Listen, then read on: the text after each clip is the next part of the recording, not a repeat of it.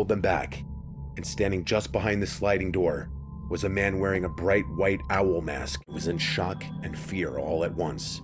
I finally worked up the courage a few seconds later to stand up and look out the window that's next to the front door. I expected to see a person standing in the driveway staring at me, but once again, it was just the darkness and nothing else. I flipped the light switch on that turns the outdoor light in the front of the house on. Once again, I expected to see someone lurking, but again, nothing.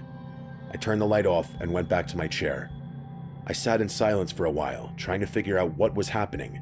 During that time, I didn't hear or see anything that made me think twice.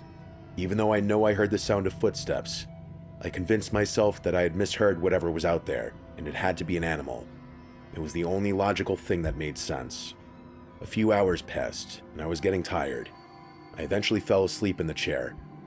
I'm not sure how long I was asleep when I heard a loud crash come from the back of the house.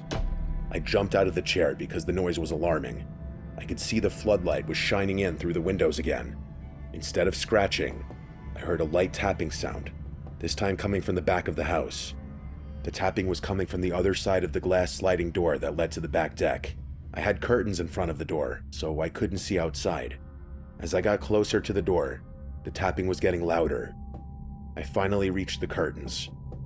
I pulled them back, and standing just behind the sliding door was a man wearing a bright white owl mask. He was tapping on the glass door. It almost looked like he was waving back at me the way he was tapping. I started shouting in a panic, but the man didn't react. He just kept tapping.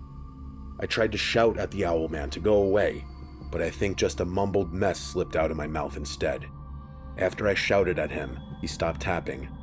We just stood there staring at each other. The owl man grabbed the sliding door and tried to open it, but thankfully I had it locked.